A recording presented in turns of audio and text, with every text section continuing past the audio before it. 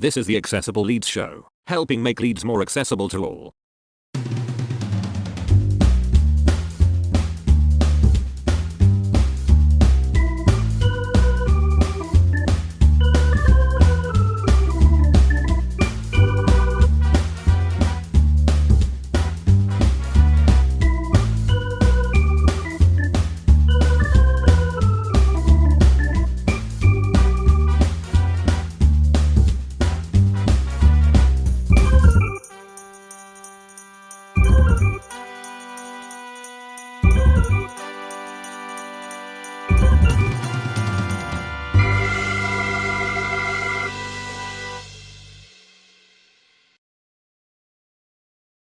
Hello and a very big welcome to the 6th episode of the Accessible Leeds show.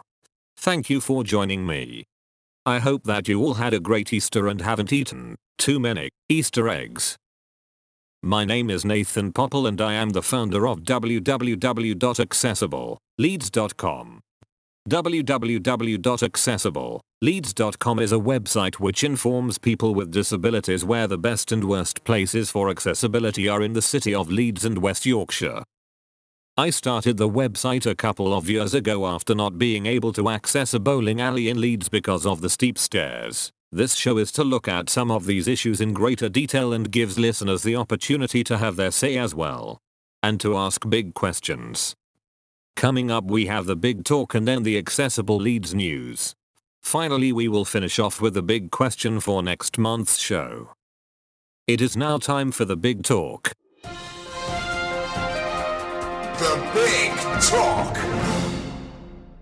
In last month's big question I asked you what you think about schools' attitudes to disability and inclusion. I'll repeat that. What do you think about schools' attitudes to disability and inclusion? This is something which affects every young person with a disability, and their parents, or carers. Lance, from Leeds, emailed me with his thoughts. I think when it comes to those disabilities that fall under learning difficulties, or learning differences, for example, dyslexia, dyspraxia, ADHD, autism and more, schools and colleges have made massive jumps, even from when I went to school and college, last decade. The area that many places are still to make jumps with is accessibility. Physical accessibility seems to be covered very well, but there is another kind of accessibility that has to go hand in hand with the physical, and that is tailoring things, like lessons and more, to the needs of the individual, simply to make things fair, and to level the playing field. From speaking to friends, there does seem to be a one-size-fits-all attitude when it comes to people who use a wheelchair to get around. What's needed is the understanding that schools do need to make necessary adjustments to help an individual person's needs, especially if that individual shows interest in later attending that school. It's getting better, and hopefully attitudes will continue to change. Thank you, Lance, for your contribution. I also received a post on Facebook from Lily, who said, "Inclusion is good for the disabled and the able-bodied person and should be encouraged. However, speaking as an ex-secondary school teacher and a disabled service user, I do not think disability and inclusion have been well provided for in Leeds schools. Many schools have made provision for accessibility and inclusion, according to the letter of the law, without thinking through the practical application. Even the new academies and the resourced mainstream schools. How many disabled people, or carers of disabled people, were consulted on this issue? The big question is a complex issue and applause for raising it." Lily, thank you again for making a contribution to the show. I agree that this is a very complex issue to discuss. This is an issue which is very close to my heart. As a young child, my mother moved me from my birth city of Birmingham to Leeds. The reason for this was that if I'd stayed in Birmingham, then I would have had only one education option, due to my physical disability, which would have been to attend a special school. Leeds offered so much more. Certain schools in Leeds have very good inclusion policies for young people with various disabilities, which meant that I could mix with a mainstream school offering a regular education and qualifications. In my opinion, school is good between 4 to 16 years old if you find the right place. But last month I nearly cried after an interview for a college course. I had been offered a place on the course. However, I rejected the offer due to the general accessibility and the college staff's attitudes to inclusion, which was to separate students with disabilities from able-bodied students, because, to quote them, we work at different speeds. This really upset me, as I thought those attitudes were left behind before I was born. I think that Leeds has got it right in some cases, compared to other cities in the UK, but we need to iron out the details even in the best schools for inclusion. Each pupil's needs are different, and without a doubt, this will cause ongoing learning for schools. Thanks for people's contributions for today's show. That was the big talk. The Big Talk. Now it is time for the Accessible Leeds news. The Accessible Leeds news with Nathan Popple. This month's headlines. Leeds School hope to bring trophy back from London. And Leeds Centre focused on new technology breaking barriers for the disabled. The first story today is that Rafe Thorsby High School in North Leeds have recently won the Yorkshire Heat of the National Table Cricket Competition.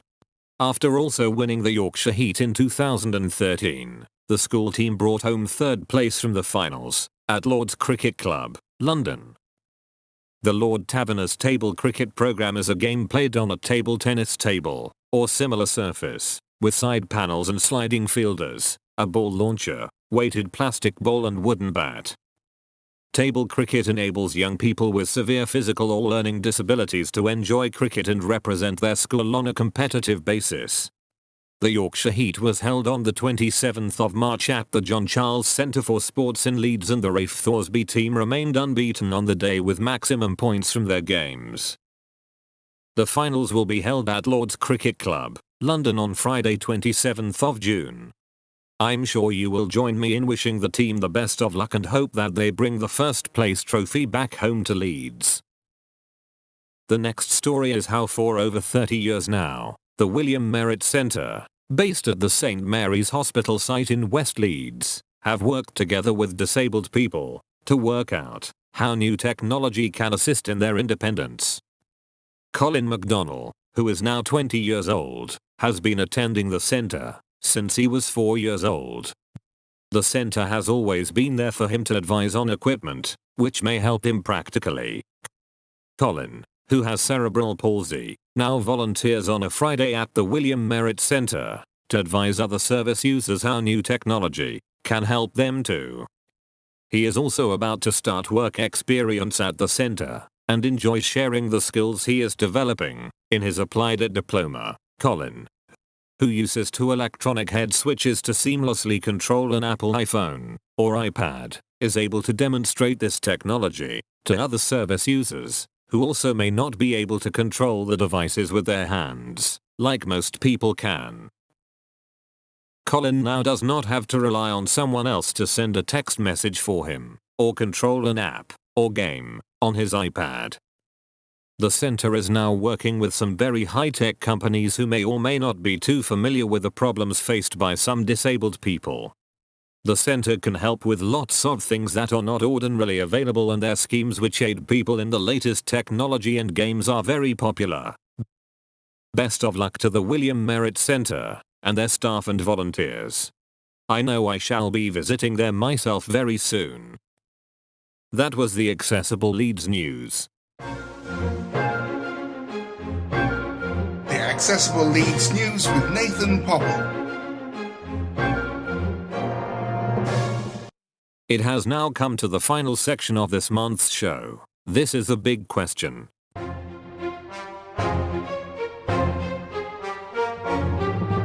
The Big Question.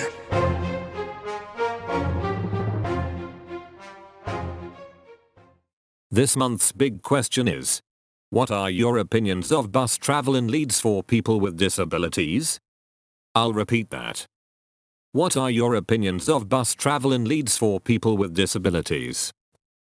Please let me know your answers by contacting me on Twitter at AccessibleLeeds or on Facebook.com/AccessibleLeeds. You can also leave a comment below on YouTube. Please keep watching for a repeat of how to contact Accessible Leeds. That was the big question.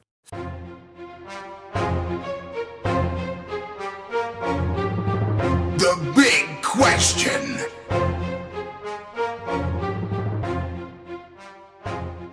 Thank you for watching the Accessible Leeds show. I am very happy that you could join me. I have been Nathan Popple. Goodbye.